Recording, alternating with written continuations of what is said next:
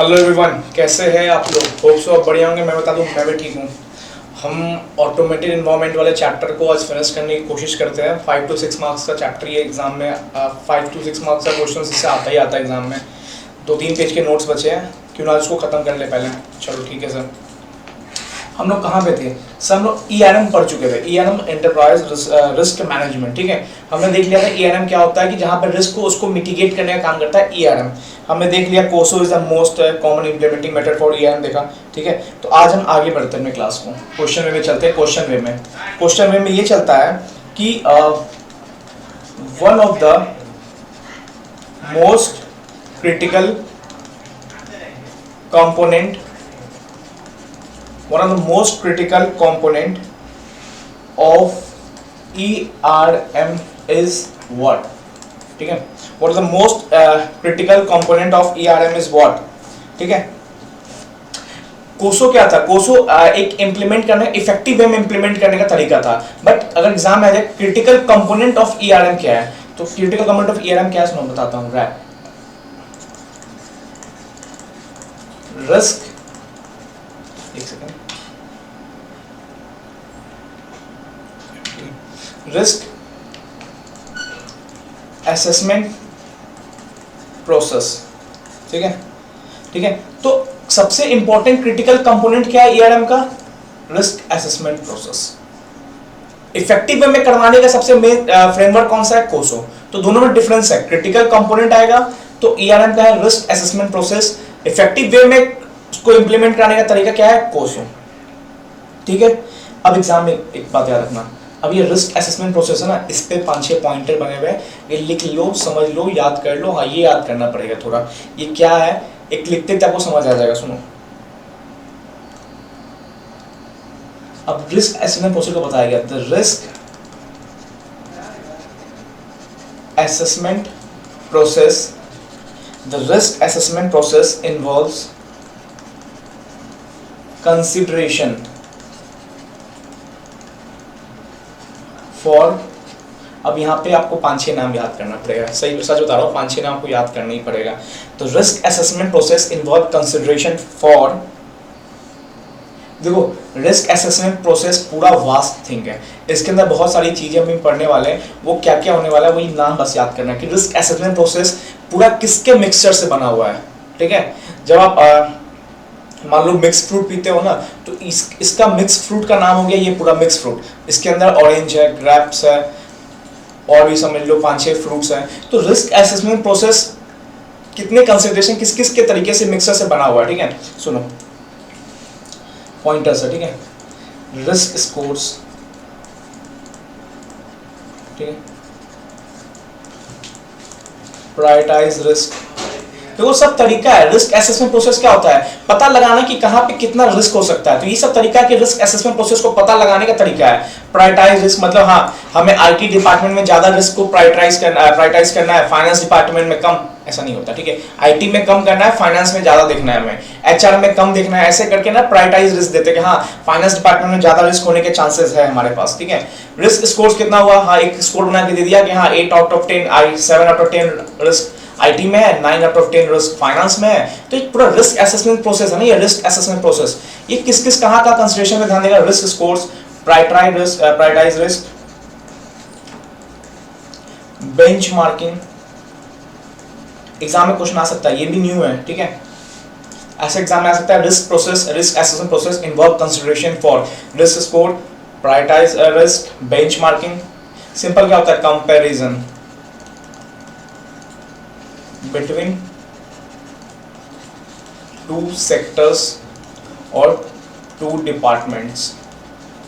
ठीक है, सिंपल सी बात है। बेंचमार्किंग करते हैं हम, क्यों करते हैं? हमें आपका पढ़ा था, याद है? Subject matter, criteria. क्राइटेरिया क्या होता है? सब्जेक्ट मैटर को बेंचमार्क करता है। ठीक है,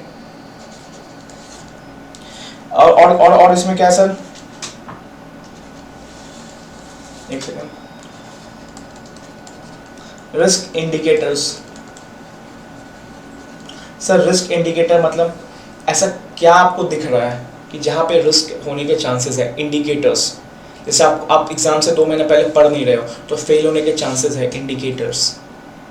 तो रिस्क होने के चांसेस क्या क्या इंडिकेटर्स आपको दिख रहे हैं। आप सेल कर रहे हो, आप प्रॉपर उसके लेजर मेंटेन नहीं कर रहे हो सकता है आगे जाके कभी क्रेडिट नोट आए तो आप रिकंसाइल करना भूल जाओ, फाइनेंस रिस्क हो सकता है। एचआर में क्या है, बंदा 4 दिन की छुट्टी लिया हुआ है बट आपकी पॉलिसी है कि 3 दिन से ऊपर जाने वाले को मेडिकल लगाना पड़ेगा सर्टिफिकेट, वो नहीं लगाया हुआ है, वहाँ पे भी रिस्क है। आईटी डिपार्टमेंट वाला 2 महीने से ज़्यादा पासवर्ड चेंज, 2 महीने बाद पासवर्ड चेंज नहीं करना है, तो आईटी डिपार्टमेंट का रिस्क है। तो इंडिकेटर्स पता लगाओ कि कहाँ कहाँ रिस्क के इंडिकेटर्स है, सिंपल सी बात है, ठीक है। रिस्क स्कोर्स देख लिया, प्रायोरिटाइज रिस्क देख लिया, रिस्क बेंचमार्किंग देख लिया, रिस्क इंडिकेटर्स देख लिया, रिस्क को पता लगाने की टेक्निक बताओ, रिस्क आइडेंटिफिकेशन।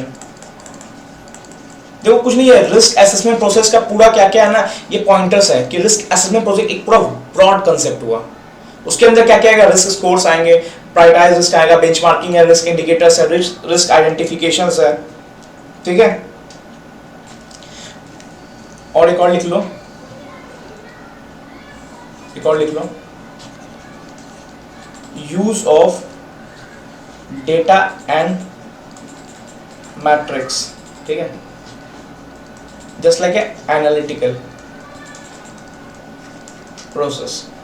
एनालिटिकल प्रोसेस लगा लो भाई, सॉफ्टवेयर का यूज कर लो, आइडिया यूज कर लो, लगाओ यहाँ पे सैम्पलिंग किया आपने, 10 सैम्पलिंग में एक रिस्क निकल रहा है, तो डेटा एंड मैट्रिक्स को लेके, डेटा क्या होता है, आपने 50 सैम्पलिंग किया फाइनेंस डिपार्टमेंट में, वहाँ पे हर 50 में 2 वाउचर गलतियाँ आ रही है, और आईटी डिपार्टमेंट में हर 50 आईटी डिपार्टमेंट का कंप्यूटर्स आए, लैपटॉप आए, उसमें से हर वाउचर्स 50 में से वन गलत आ रहा है, तो फाइनेंस में थोड़ा ज़्यादा लग रहा है आपको दिखने में, तो डेटा मैट्रिक्स का यूज़ कर लो, ठीक है। तो risk assessment process involves risk scores, देखो न्यू क्वेश्चन, ठीक है, यहाँ पर एग्जाम में नहीं आएगा, अभी शायद नहीं आया ये, benchmarking, risk indicators, risk identification, use of data and metrics, ठीक है। चलो हमने ये क्या देख लिया, हमने ये देखा risk process involve consideration for, ठीक है, कंसिडरेशन फॉर, इसके अलावा क्या क्या पार्ट आएंगे, किस किस कैसे कैसे रिस्क असेसमेंट प्रोसेस में पूरा काम होने वाला है। अब हम देखेंगे पूरा रिस्क असेसमेंट प्रोसेस होता कैसे है, ठीक है, दोनों अलग अलग क्वेश्चन है, ठीक है। अब क्वेश्चन नंबर 3, आज का 3rd नंबर क्वेश्चन है। फर्स्ट देख लिया हमने कि इंपॉर्टेंट क्रिटिकल कंपोनेंट क्या हुआ, रिस्क असेसमेंट प्रोसेस। स्टेप में चलो, अब हमने रिस्क असेसमेंट प्रोसेस के बारे में देखा कि वो किस किस चीजों से बना है, किस किस चीजों बना है हमने, रिस्क स्कोर्स इसके अंदर आएगा, रिस्क इंडिकेटर्स आएगा, रिस्क आइडेंटिफिकेशन आएगा, use of data and matrix आएंगे, बेंचमार्किंग आएगा, प्रायोरिटाइज रिस्क आएगा। अब क्या देखेंगे, होना कैसे है, ठीक है, रिस्क असेसमेंट प्रोसेस काम कैसे करता है।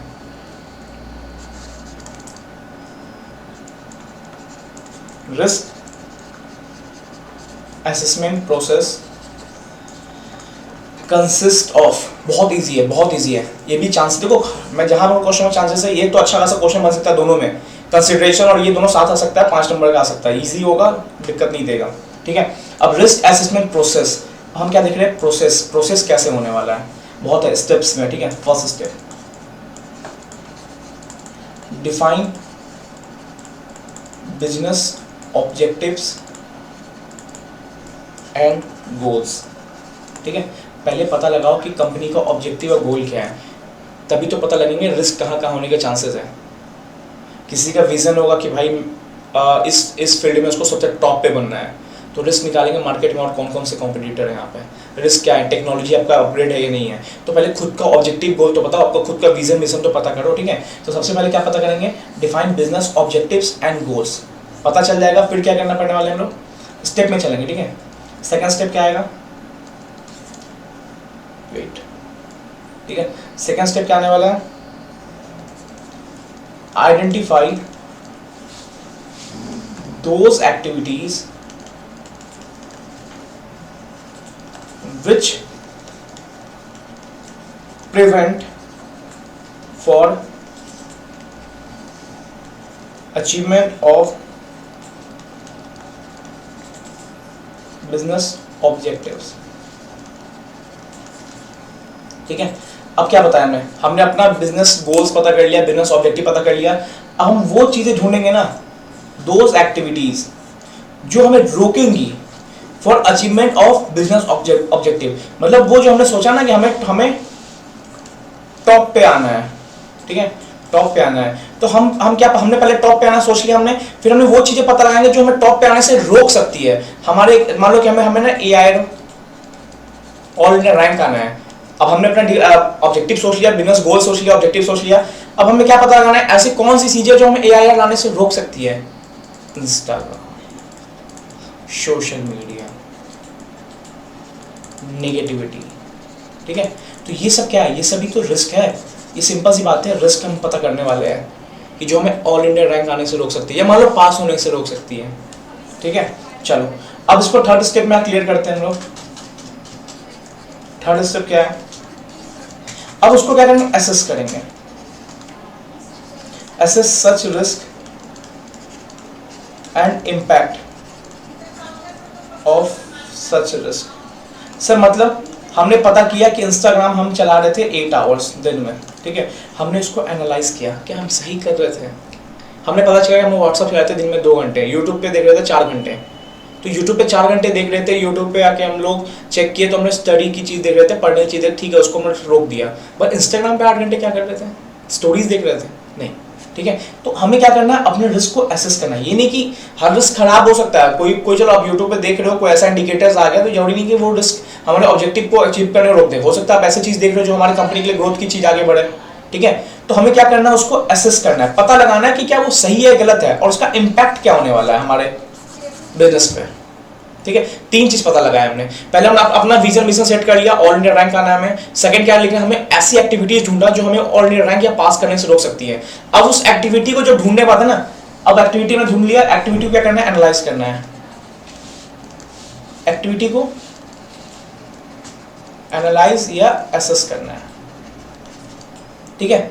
चलो अब हमने एक्टिविटी को एसेस कर लिया, एनालाइज कर लिया। फिर सर फोर्थ पॉइंट आता है हमारा रिस्पॉन्ड।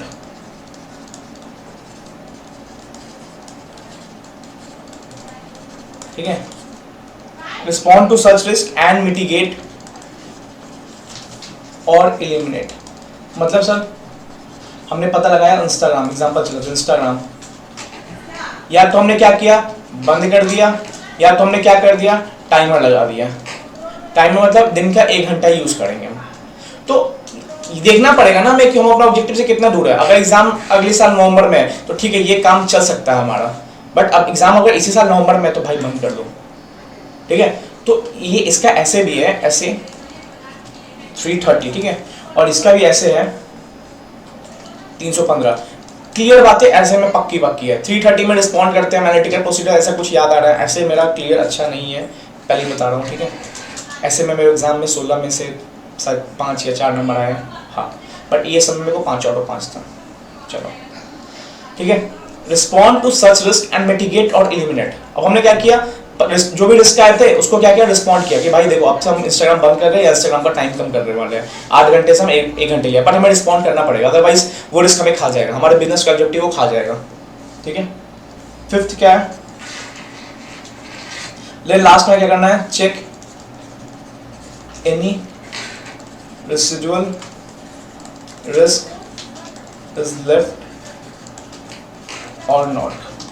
फिर देखना है क्या हमने जो रिस्क पता लगाया क्या वो सारे क्लियर हो गए या कुछ ऐसा भी रेसिडुअल रिस्क बाकी था जो भी कंपनी में ऑर्गेनाइजेशन में है जो बिजनेस ऑब्जेक्टिव को अचीव करने के लिए रोकेगा, ठीक है। 5 स्टेप्स है। सबसे पहले अपना डिवीजन ऑब्जेक्टिव सेट करो, मतलब अपना एआई टारगेट सेट किया आपने, सोच एग्जांपल है। सेकंड में क्या किया, आपने ऐसे चीजें पता लगाई जो आपको वो अचीव करने से रोकेगी।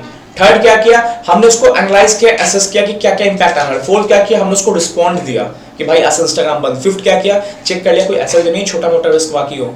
हम 20 मिनट ना खेलने चला जाते हैं, 25 मिनट बातें करने लग जाते हैं, तो छोटे छोटे रिस्क को भी हम हटाएंगे, ठीक है।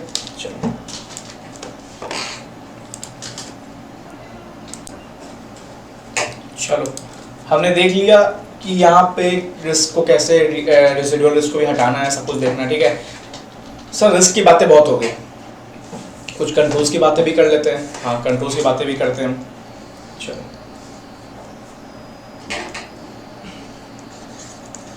सम controls that are put in place to mitigate risk, ठीक है, और to maintain integrity of data, ठीक है। अब क्या करने वाले हम, कुछ कंट्रोल्स के बारे में पढ़ने वाले हैं जो रिस्क को मिटिगेट करेंगे, मतलब कम करेंगे और डेटा को इंटीग्रेट मतलब डेटा को प्रोटेक्ट बनाएंगे, डेटा का ज्यादा अनऑथराइज यूज ना हो पाए, डेटा को डिलीट ना कर पाए, ठीक है। चलो कितने कंट्रोल्स है? 3 कंट्रोल्स है, ठीक है। कितने कंट्रोल्स है? 3 कंट्रोल्स है। चलो first is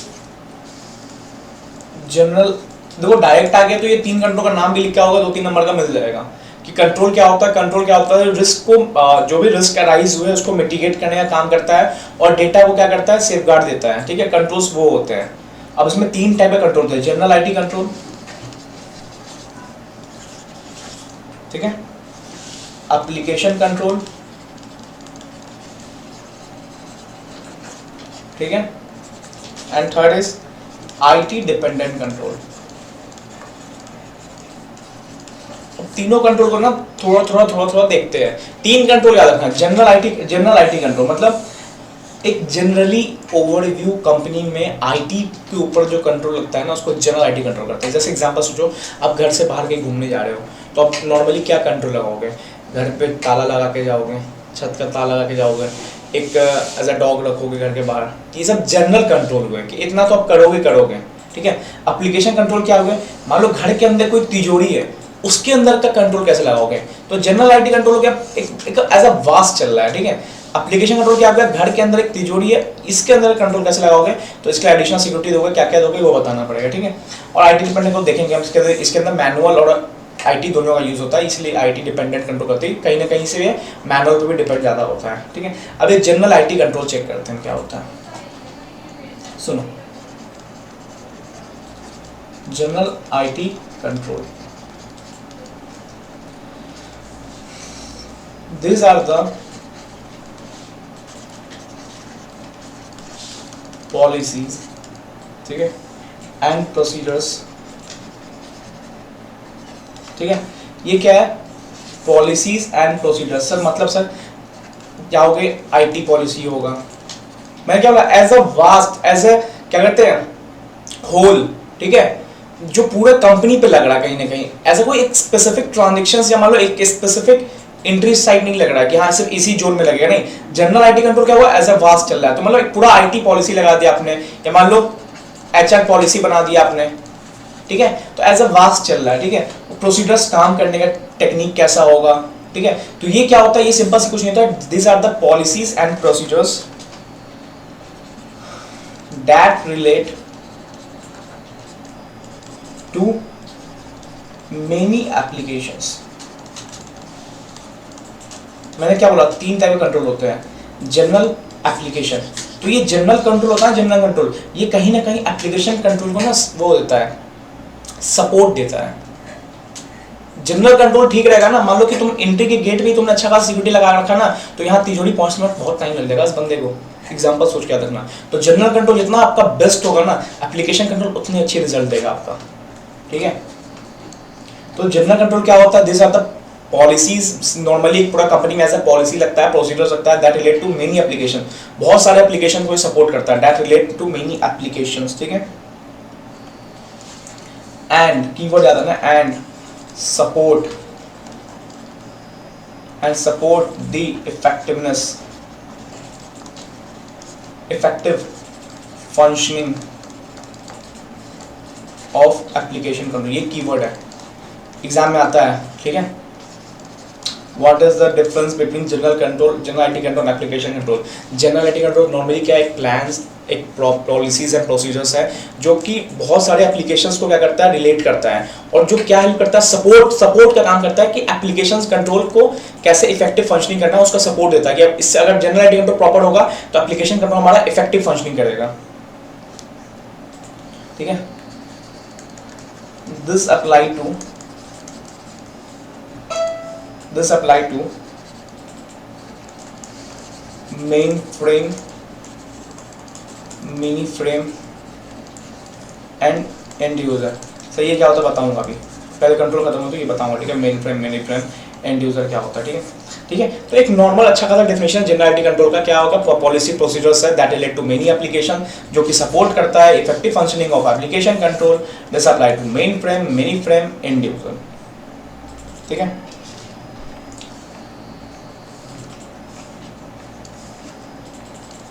it also maintain integrity of data, integrity and security of data, ठीक है, लिख लेना, integrity and security of data.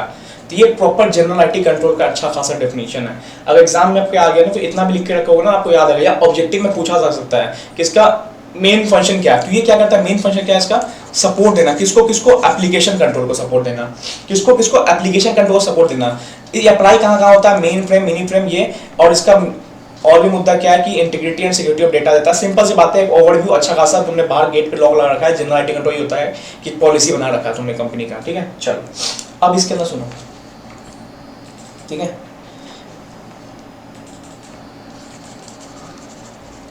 Commonly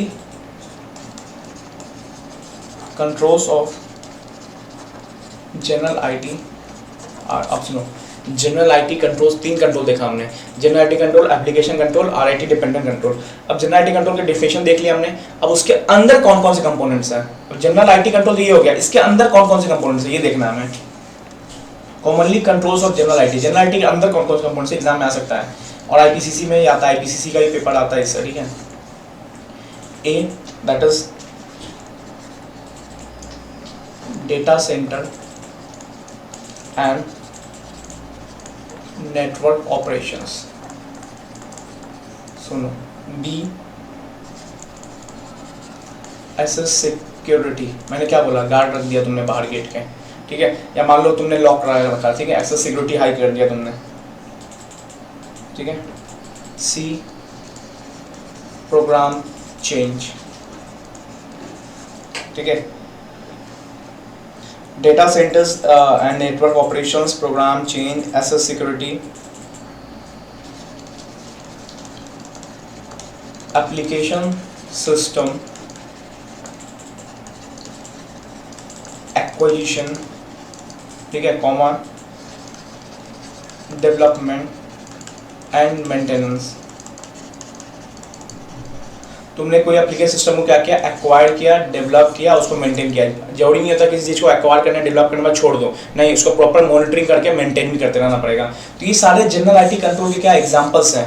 exam में 4 नंबर क्वेश्चन आ सकता है, data centre, access security, program change, application system, जो भी एप्लीकेशन सिस्टम आपको एक्वायर किया, डेवलप किया, उसको मेंटेन करना होगा, ठीक है। 1 2 3 program change, access security, data centres and network operation, ये जनरल आईटी कंट्रोल के एग्जांपल्स हैं। मेरे अंदाज से नॉट सो इंपॉर्टेंट, बट क्या पता कभी एग्जाम में क्वेश्चन पूछ दे जनरल आईटी कंट्रोल का, तो अच्छा खासा, क्योंकि इसमें डेफिनेशन, अच्छे खासे डेफिनेशंस के की पॉइंट्स है। इंटीग्रिटी डेटा होता है, सपोर्ट करता है एप्लीकेशन सिस्टम को, एग्जाम में क्वेश्चन आ सकता है। जनरल आईटी कंट्रोल क्या आता है, what are the commonly controls of general IT, या what are the general IT commonly controls, ऐसे करके। तो आपको याद होगा data centre and network operation, SS security, तो वहीं का डाटाफिकेशन है, मैं मान रहा हूँ ऑडिट में डाटाफिकेशन है, ये चैप्टर में डाटाफिकेशन है, ठीक है। चलो ठीक है, सही, खत्म हो गया? नहीं, अभी भी नहीं खत्म हुआ ये। इसमें बोला ना जनरल आईटी कंट्रोल बहुत इंपॉर्टेंट है, सुनो, एमसीक्यू, ठीक है। It is commonly known as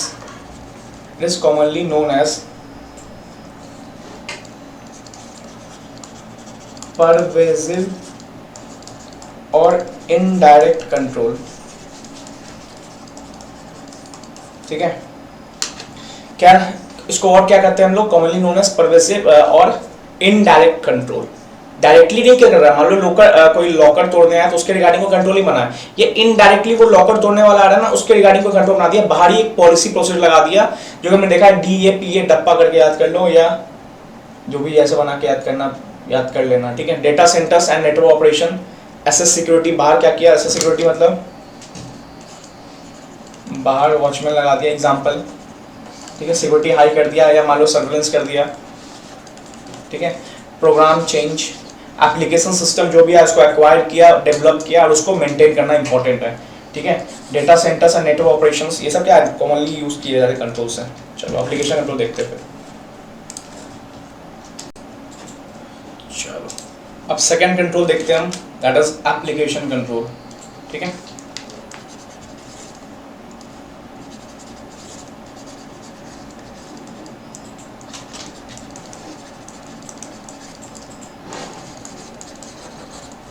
sir application control होता क्या है?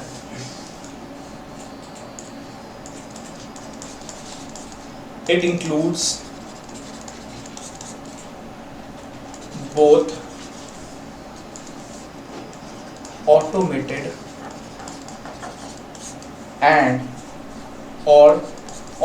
और मैनुअल कंट्रोल। सर मतलब सर सिंपल सी बात बताऊं, यहाँ पे ऐसे कंट्रोल आते हैं जो है मिस्टर ए बैठ के ऑपरेट करते हैं, ऑपरेट एज अ सिस्टम में ऑपरेट करते हैं, ठीक है। तो सिस्टम में ऑटोमेटिक ऑपरेट नहीं होता है, मिस्टर ए को करना पड़ता है। इसलिए ना एप्लीकेशन कंट्रोल के अंदर ना दोनों आता है, ऑटोमेटेड भी आता है और मैनुअल कंट्रोल भी कहते हैं इसको। ये नहीं बोल सकते सिर्फ ऑटोमेटेड है, या ये नहीं बोल सकते सिर्फ मैनुअल है, ये दोनों का मिक्सर है एप्लीकेशन कंट्रोल। मिस्टर ए बैठ के ऑपरेट कर रहा है एज ए सिस्टम पे और ये कंट्रोल लग रहा है। जैसे एग्जांपल देखेंगे limit check, mandatory field check, तो ये सब कंट्रोल कौन लगाता है? मैनुअल और ऑटोमेटेड मिल के लगाते हैं, मिल के बनता है इनका कंट्रोल, ठीक है। Operates at business process level, ठीक है।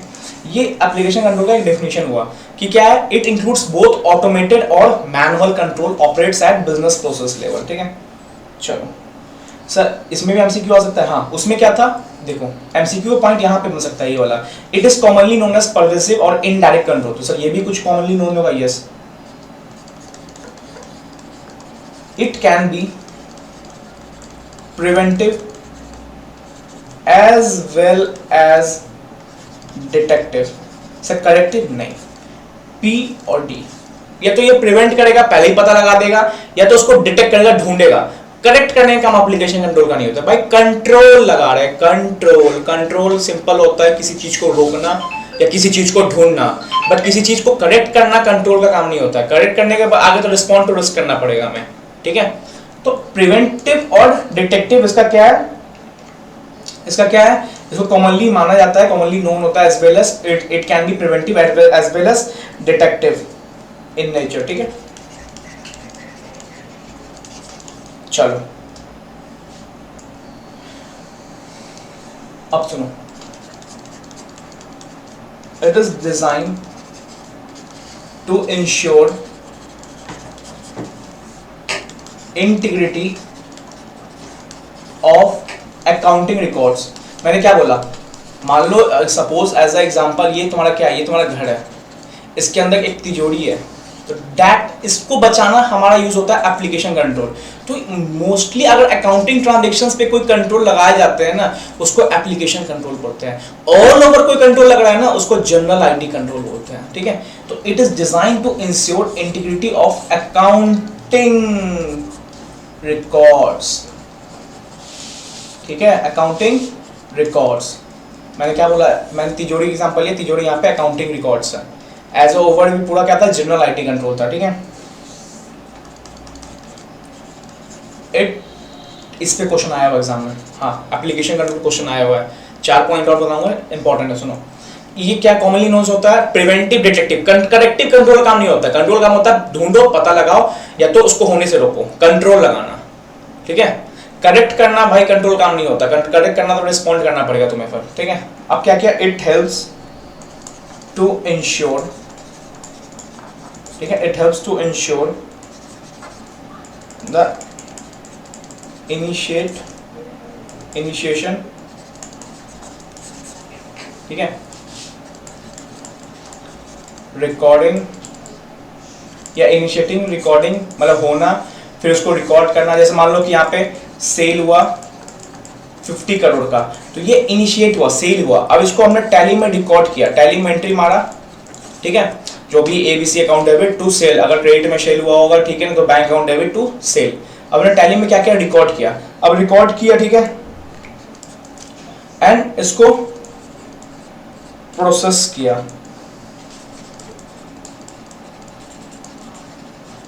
तो ये पूरा स्टेप में काम होता है, 1 2 3, ठीक है। Ensure the initiation, recording and processing of accounting transaction as a whole, as a link properly होना चाहिए, ठीक है।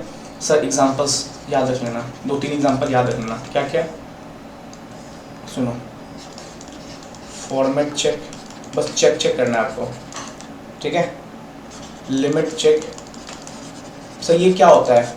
मान लो आपने अपने सिस्टम में डाला, मैनुअल सिस्टम में डाला क्या कि 50 करोड़ से ऊपर का ट्रांजेक्शन होगा तो आपको एरर बताने लगेगा। आपने 60 करोड़ का ट्रांजेक्शन डाला अपने टैली में, आपको एरर बताने लगा, तो ये लिमिट चेक होता है, ये रिस्पॉन्ड करता है वो आपको लिमिट। फॉर्मेट हो गया कि आपको जो भी ट्रांजेक्शन करना था एक फॉर्मेट प्री डिस्क्राइब था, बट आपने उस फॉर्मेट में ट्रांजेक्शन दिखाया ही नहीं, तो एक फॉर्मेट चेक, लिमिट चेक। और सुनो क्या क्या एग्जांपल्स होते हैं, एग्जाम में आए हुए सर ये